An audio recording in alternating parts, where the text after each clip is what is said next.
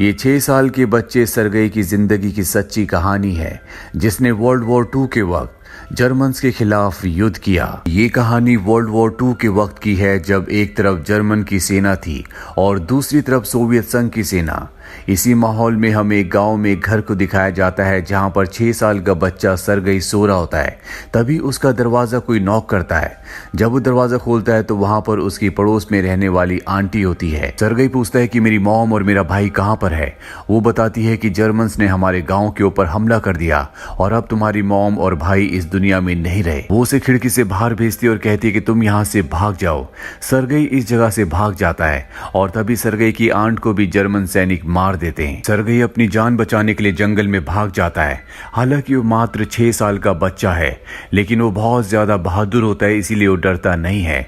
अगली सुबह वो देखता है कि वहां पर जर्मन सैनिक आ गए, इसीलिए वहीं पेड़ों के पीछे छुप जाता है और अगले पल वहां पर एक सांप आता है, लेकिन वो अपना मुंह बंद कर लेता है ताकि सांप को उसका पता ना चले।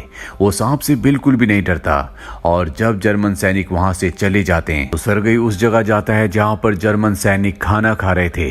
वो उनका खाना उठाकर जंगल के अंदर चला जाता है, लेकिन जल्दी उसे दोबारा भूख लग जाती है। जंगल में पत्तियां खाने के अलावा अब उसके पास कोई भी रास्ता नहीं है, इसीलिए वो पत्तियां खाना शुरू कर देता है। जिसके बाद वो लगातार जंगल में आगे बढ़ना शुरू कर देता है और कुछ ही दूर जाने के बाद एक बार फिर से बॉम्ब ब्लास्ट होता है। दरअसल जर्मन्स ने दोबारा से हमला कर दिया है, लेकिन सरगई डरता नहीं है। वो एक लकड़ी उठा लेता है और कहता है कि कोई भी अगर मेरे पास आए तो मैं उसे मार दूंगा, मेरे पास गन है। दरअसल वो मात्र 6 साल का बच्चा है, जिसने अपने पूरे परिवार को खो दिया और उसे पता है कि जर्मन्स ने उसके पूरे परिवार को खत्म किया है, इसीलिए वो उनसे लड़ना चाहता है। लेकिन अब यहाँ पर उसे कोई भी नहीं दिखता। वो लगातार आगे बढ़ता हुआ एक जगह सो जाता है और तभी रात को बारिश होना शुरू हो जाती है। सरगई बहुत प्यासा भी होता है, इसीलिए वो बारिश की बूंदों को पीना शुरू कर देता है। दरअसल उसने पिछले 2 दिनों से कुछ भी नहीं खाया। उसके अंदर अब चलने की भी हिम्मत नहीं है, इसीलिए वहीं पर बेहोश हो जाता है और तभी हमें वहां पर किसी के पैर दिखाए जाते हैं। दरअसल यहाँ पर अब सोल्जर्स आ चुके हैं, लेकिन ये जर्मन सोल्जर नहीं बल्कि ये रशियन सोल्जर्स हैं, जो उसे उठाकर अपने कैंप में ले जाते हैं, जहां पर कमांडर निकोलाई होते हैं। वो सरगई से उसके परिवार के बारे में पूछते हैं। सरगई बताता है कि मेरी आंट ने मुझे बताया था कि मेरे पूरे परिवार को जर्मन्स ने मार दिया है। ये सुनकर सबको बहुत बुरा लगता है, क्योंकि 6 साल का बच्चा अब अनाथ हो चुका है। अब सरगई बहुत जख्मी होता है, इसीलिए उसे ट्रीटमेंट के लिए नर्स के पास भेजा जाता है, जिसका नाम कातिया है। और कातिया जब सरगई को देखती है तो वो उसे बहुत अच्छा लगता है। वो उसे अपने बच्चे की तरह ट्रीट करती है। जैसे जैसे सरगई को यहाँ पर वक्त बीतता जाता है तो यहाँ जितने भी पेशेंट्स होते हैं वो सब के सब उससे बहुत क्लोज हो जाते हैं। सरगई की बातें सबको बहुत अच्छी लगती है। साथ ही कमांडर निकोलाई भी उसे बहुत पसंद करते हैं। वो उससे बातें करते हैं और जब कमांडर निकोलाई सरगई से मिलने के लिए आते हैं तो वो उनसे कहता है कि मैं आपकी गन देखना चाहता हूँ। कमांडर निकोलाई उसे अपनी गन दिखा देते हैं, क्योंकि अब वो उसे अपने बेटे की तरह मानते हैं। इसके बाद कमांडर निकोलाई बाहर जाते हैं, जहां पर नर्स कातिया उनसे मिलती है। दरअसल ये दोनों एक दूसरे को पसंद करते हैं, लेकिन कभी भी इन्होंने अपने दिल की बात एक दूसरे को नहीं बताई होती। कातिया कमांडर निकोलाई से कहती है कि मैं चाहती हूँ कि आप सरगई को यहाँ से मत भेजिए। दरअसल सरगई को अब एक अनाथ आश्रम में भेजा जा रहा होता है और कातिया ऐसा नहीं चाहती। कातिया कहती है कि मैं उसे अपने बच्चे की तरह पालूंगा। कमांडर निकोलाई कहते हैं कि ऐसा नहीं हो सकता, यहाँ का माहौल जंग का है और मैं नहीं चाहता कि एक बच्चे की जान को खतरा हो। ये कहकर वो यहाँ से चले जाते हैं। वहीं सरगई के पास कुछ और आर्मी ऑफिसर्स आते हैं। वो उसके साथ बहुत सारी बातें करते हैं। उसे देखकर सब यहाँ पर खुश होते हैं। जंग के माहौल में सरगई यहाँ पर एक ऐसा बच्चा है जिसे देखकर सबके चेहरे पर मुस्कुराहट आ जाती है। कोई भी नहीं चाहता कि सरगई यहाँ से जाए।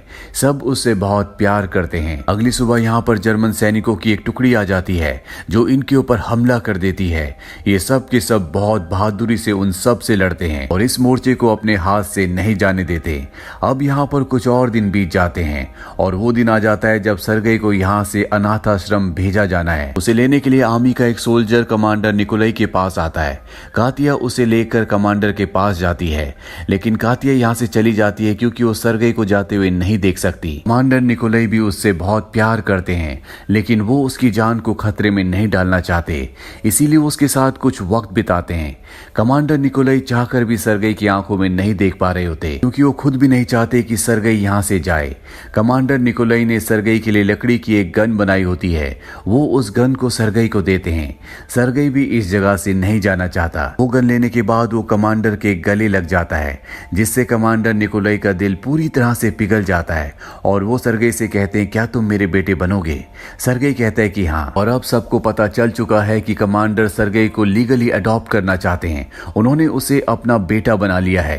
सरगई को अब यहीं रहना है, इसीलिए सब बहुत खुश हो जाते हैं। अगली सुबह सरगई जब उठता है तो सब ने मिलकर उसके लिए एक ड्रेस बनाई होती है, साथ ही आर्मी के जूते भी पहनकर वो खुशी खुशी सबको दिखाने के लिए जाता है। पर तभी यहाँ पर जर्मन प्लेन्स आ जाते हैं जो इनके ऊपर हमला कर देते हैं।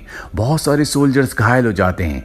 कैप्टन निकोलाई किसी तरह से सरगई को बचा लेते हैं और जब जर्मन्स के प्लेन्स यहाँ से चले जाते हैं तो सरगई सबकी मदद करना चाहता है और सबके पास जाता है, लेकिन कोई उसकी बात नहीं सुन रहा होता। इसीलिए वो उस कैंप में जाता है जहाँ पर सभी घायल सोल्जर्स होते हैं। यहाँ पर एक सोल्जर की दोनों आंखें चली गई होती है।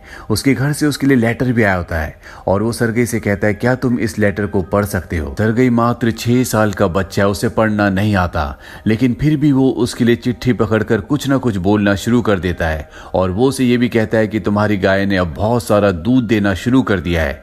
वो सोल्जर कहता है, लेकिन मेरे पास तो कोई भी गाय नहीं है। तभी बगल में लेटा हुआ सोल्जर कहता है कि जो ये बोल रहा है तुम सुनते रहो।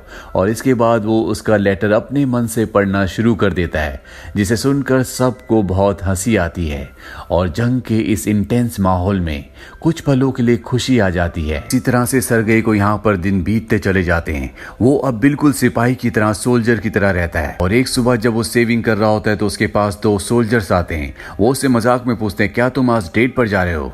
सरगई कहता है कि कभी भी सोल्जर डेट पर नहीं जाता, वो हमेशा ड्यूटी पर रहता है। दरअसल सरगई की इसी तरह की बातें यहाँ पर खुशी का एक कारण होती है। इसके बाद सरगई उस जगह जाता है जहाँ पर सभी सोल्जर्स की मीटिंग चल रही होती है और वो कमांडर निकोलाई से पूछता है, क्या मेरे लिए कोई ऑर्डर है सर? क्या मेरे लिए आपके पास कोई काम है? वो कहते हैं कि हाँ, जितने भी सोल्जर्स के लेटर्स आए तुम उन सब को दे दो।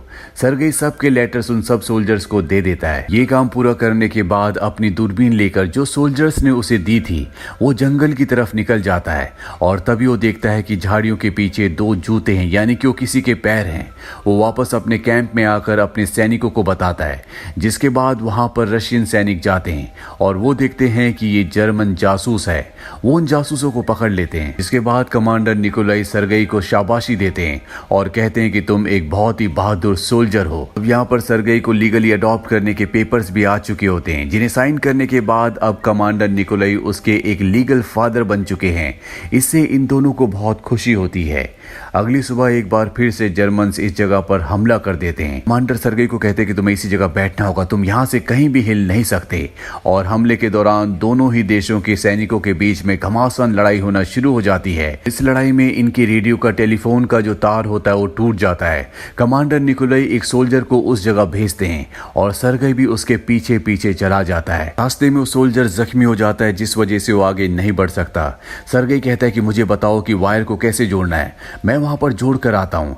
सोल्जर उसे मना करता है, लेकिन फिर भी सरगई उससे पूछकर उस जगह पहुंच जाता है और वो वायर्स को जोड़ देता है, जिससे कनेक्शन वापस आ जाता है। और कमांडर निकोलाई को, जिन्हें बहुत ही जरूरी बात करनी थी, अब वो अपने ऑफिसर से बात करते हैं। सरगई ने एक बार फिर से साबित कर दिया है कि वो एक बहुत ही अच्छा सोल्जर है। वहीं सरगई को पता है कि उसके पिता कमांडर निकोलाई नर्स कातिया को प्यार करते हैं, लेकिन वो अपने दिल की बात नहीं बोल पाते। इसीलिए कातिया के पास जाता है और उसे कहता है कमांडर निकोलाई की हालत बहुत ज्यादा खराब है, वो उठ भी नहीं पा रहे। ये सुनकर कातिया घबरा जाती है और जब वो कमांडर निकोलाई के पास जाती है तो देखती है कि वो पूरी तरह से ठीक है। ये दोनों समझ जाते हैं कि ये सरगई ने जानबूझकर किया है। अब इन दोनों के बीच में थोड़ी सी बातें बढ़ जाती है और अगली सुबह वो कातिया के पास जाते हैं और उससे कहते हैं, क्या तुम सरगई की मॉम बनना चाहोगी? यानी कि उन्होंने अपने प्यार का इजहार उससे कर दिया है। कातिया भी हाँ कर देती है। अब अगले दिन इन्हें ऑर्डर्स मिलते हैं कि इन सब को यहाँ से दूसरी जगह जाना होगा। दरअसल इस पोस्ट को इन्हें खाली करना है और अब ये पूरी की पूरी बटालियन इस जगह को छोड़कर आगे बढ़ जाती है और तभी जर्मन्स इनके ऊपर हमला कर देते हैं।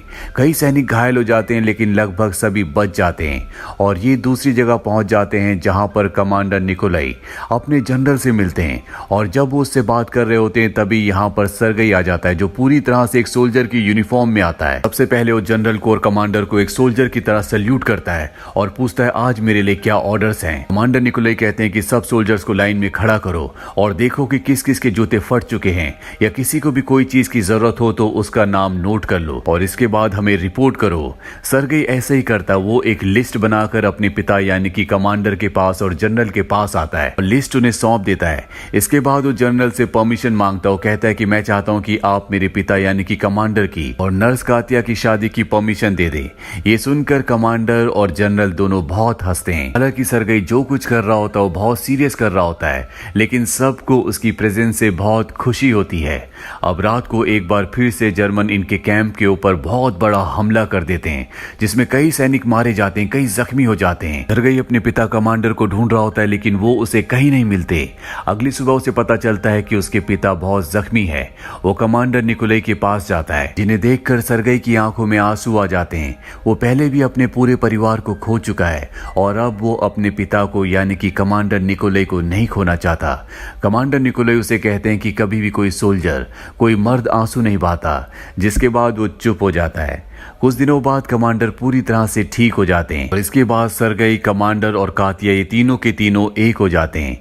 कहानी के अंत में हमें बताया जाता है कि सर्गेई यहीं पर नहीं रुका, वो इस बटालियन के साथ पोलैंड और जर्मनी तक गया। साथ ही उसकी सर्विसेज के लिए उसे मेडल फॉर बैटल मेरिट भी दिया गया, जो कि एक सोल्जर के लिए शान की बात है। तो ये थी सर्गेई की एक सच्ची कहानी जो वर्ल्ड वॉर 2 के वक्त की है। उम्मीद करते हैं कि ये हिस्टोरिकल कहानी आपको पसंद आई होगी।